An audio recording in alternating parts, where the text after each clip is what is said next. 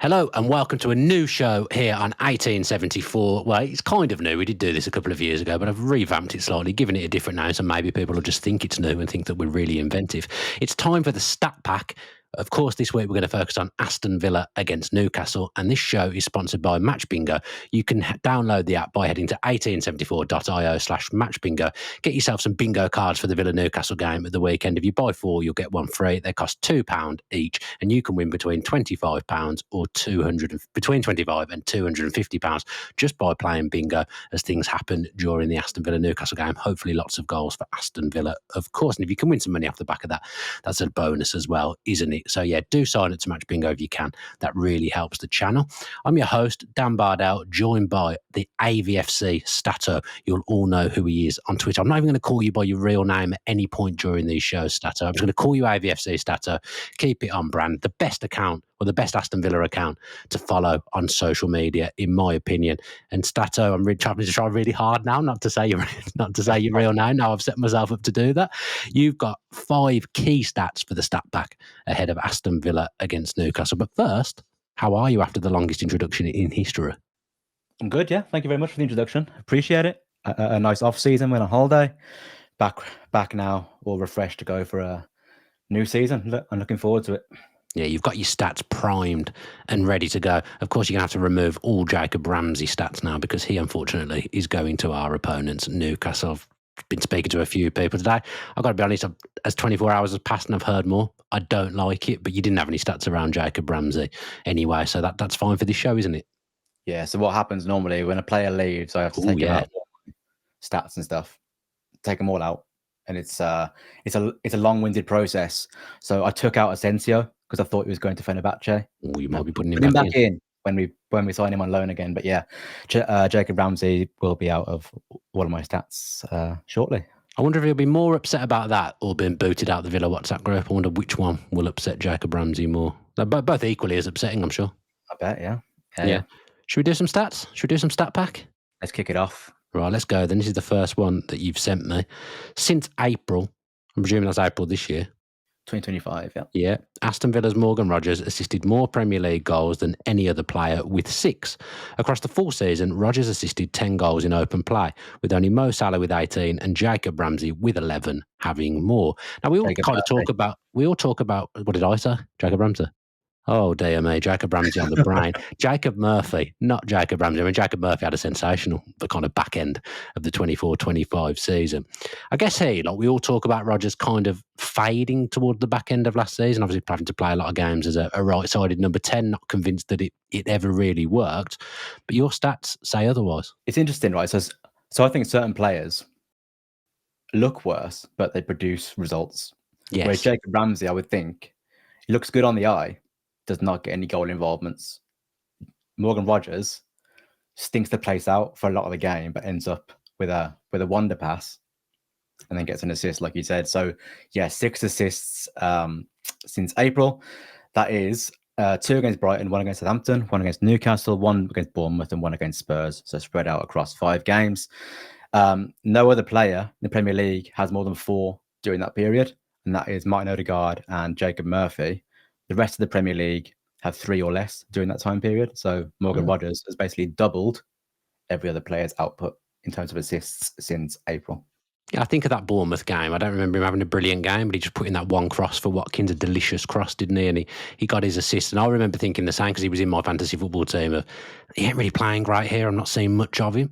But he's getting me the points. So I guess Villa were probably looking at it in the same way. And, well, we'll keep him there because he's getting assists. And it was mainly assists at the back end of the season rather than goals, wasn't it? Or just not my mic.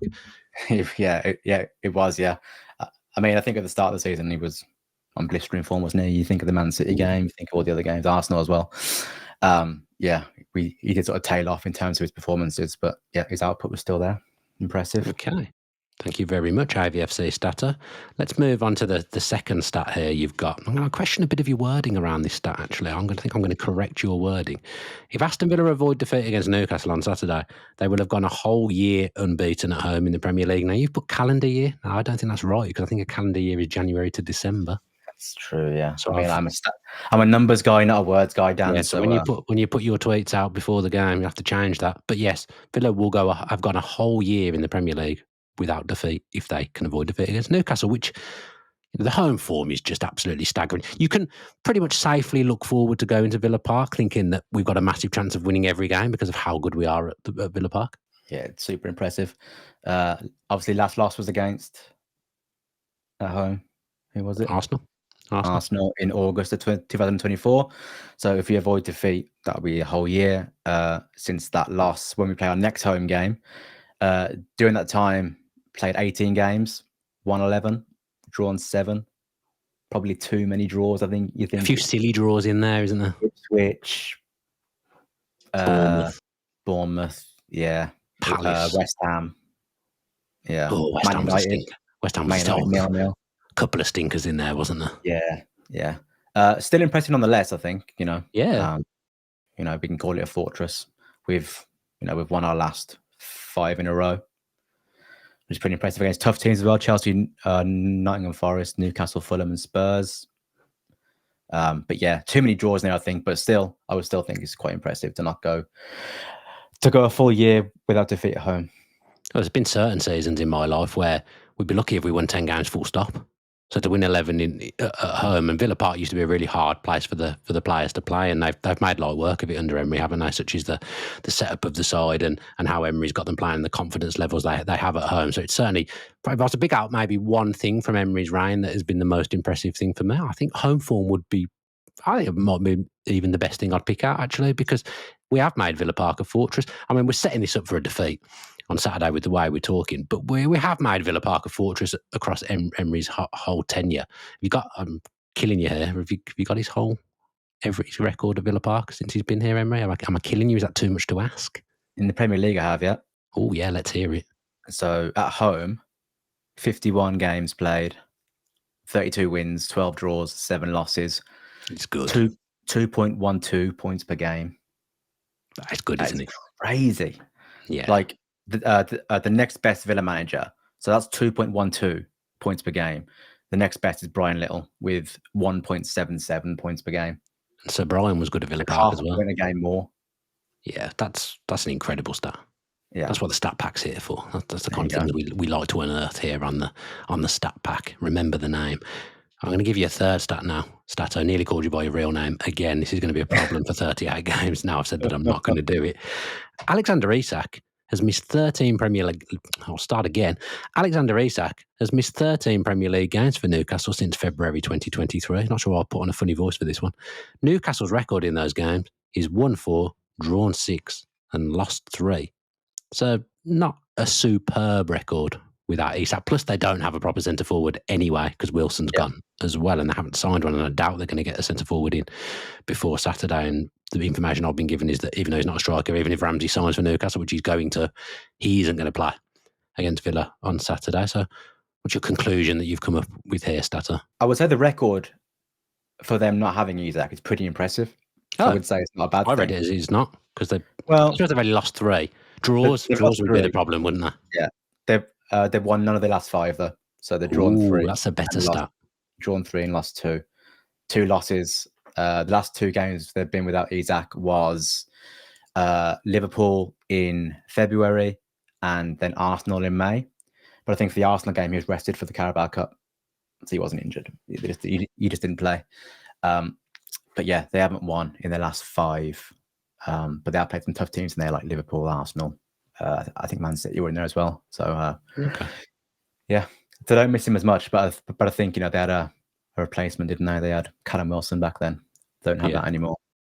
No, it'd be Anthony Gordon or a Sula up front, I think, as it stands for now.